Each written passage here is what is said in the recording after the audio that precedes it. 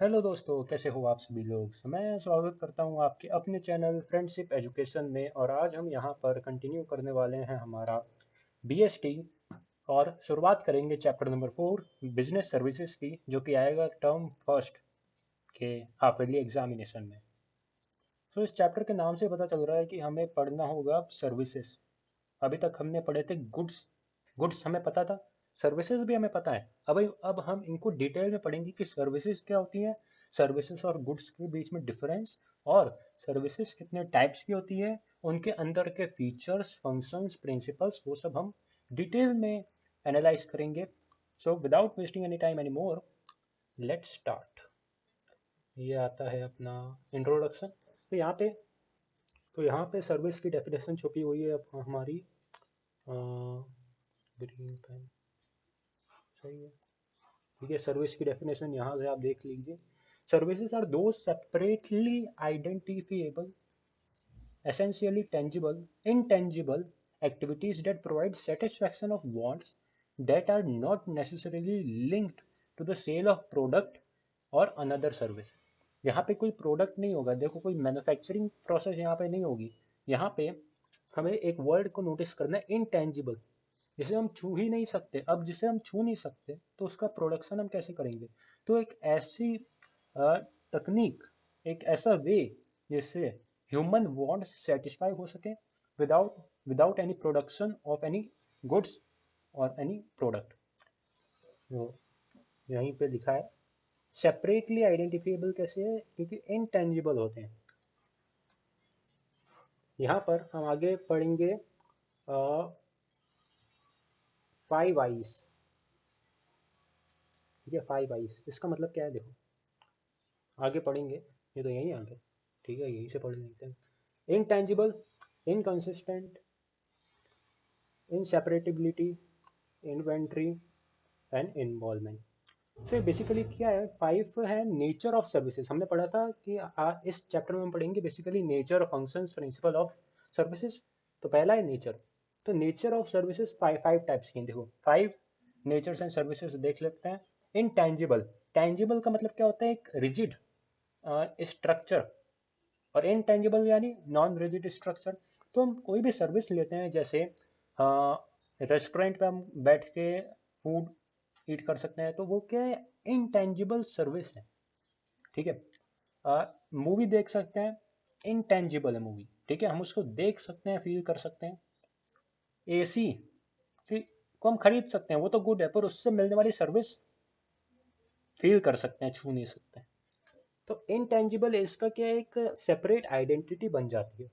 Intangible service होते हैं, मतलब सर्विस जो है वो इनटेंजिबल होते हैं, उनको छुआ नहीं जा सकता। Services are intangible, they can not be touched, they are experiential, they are experiential in nature. जैसे डॉक्टर अपनी कोई ट्रीटमेंट देता है तो उसको हम एक्सपीरियंस कर सकते हैं, छू नहीं सकते। ठीक है, टच एंटरटेनमेंट नहीं, can not taste a doctor's treatment और touch entertainment, one can only experience it. An important implication of this is that quantity of the offer can often not be determined before consumption and therefore purchase। Simple है, आगे बस इतना सा दिया गया है। For example, treatment bye A doctor should be A favourable experience. मतलब इन lines का मतलब क्या है, ये बेसिकली एक्सप्लेन कर रहा है कि हम उनको लेवल में डिवाइड कर सकते हैं कि हमें कैसी कितनी सेटिस्फेक्शन मिली उस सर्विस से। कोई एक सर्विस है ए, कोई दूसरी सर्विस है बी। मान लो हमें बी से ज़्यादा सेटिस्फेक्शन मिला तो हम उसको रैंक कर सकते हैं। ठीक है, कोई प्रोडक्ट नहीं है, कोई टेंजिबल प्रोडक्ट नहीं है, वो इनटेंजिबल है, लेकिन हम उसको रैंक कर सकते हैं। फिर आता है इनकंसिस्टेंसी। तो इनकंसिस्टेंसी का मतलब क्या होता है, ये जो मैं बता रहा हूँ ना नेचर, यह आपको एक हेल्प करेगा गुड्स और सर्विसेज का डिस्टिंक्शन करने में। सर्विसेज गुड्स से कैसे अलग होती हैं। Goods are tangible, services are intangible. Goods are consistent, consistent का मतलब क्या होता है, एक ही प्रोडक्ट बाजार में बिकता है, लोगों के पास जाता है, वो उनको यूज करते हैं, सेम प्रोडक्ट, सेम क्वांटिटी। ठीक है, एक एसी होता है, एक टीवी होता है, एक कूलर होता है, वही जाता है, उसमें कोई स्पेसिफिकेशन कराता नहीं है, जनरली नहीं कराते स्पेसिफिकेशन, लोग खरीद लेते हैं डायरेक्ट। लेकिन सर्विसेज में क्या होता है, लोग उसमें स्पेसिफिकेशन को ऐड करते हैं, उनको स्पेशल ट्रीटमेंट ट्रीटमेंट अगर चाहिए होती है तो एक्स्ट्रा पैसे देकर स्पेशल ट्रीटमेंट ले लेते हैं। तो सबको अलग अलग वांट्स, सबके तो अलग अलग वांट्स हैं। अब उनकी वांट्स को पूरा करने के लिए सर्विसेज में थोड़े थोड़े चेंजेस लाने पड़ते हैं।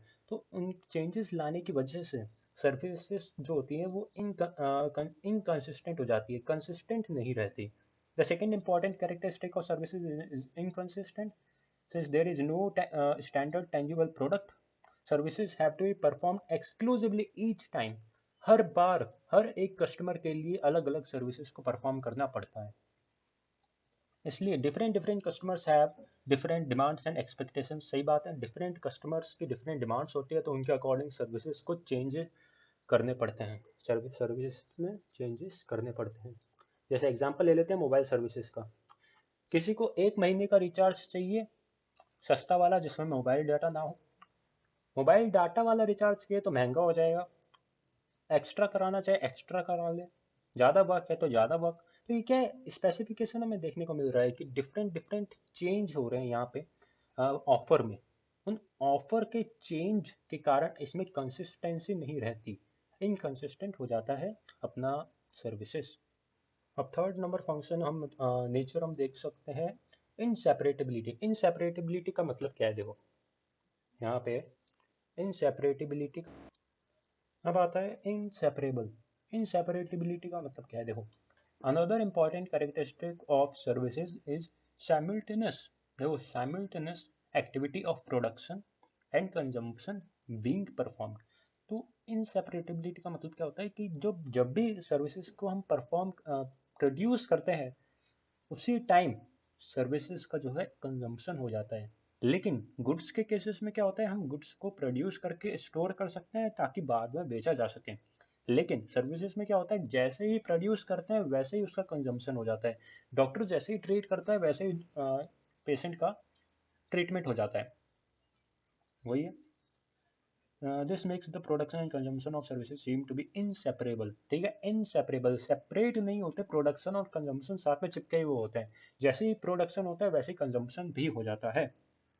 तो जैसे है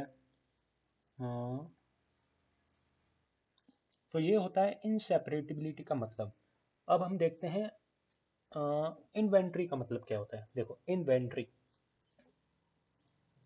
इन्वेंट्री का मीनिंग होता है कि हम गुड्स को स्टोर करके नहीं रख सकते। हम गुड्स को स्टोर करके नहीं, सॉरी, हम सर्विसेज को स्टोर करके नहीं रख सकते। इसका मतलब क्या हुआ, हम एक बार सर्विसेज को परफॉर्म करते हैं तो वैसे ही तुरंत उसका कंजम्पशन हो जाता है।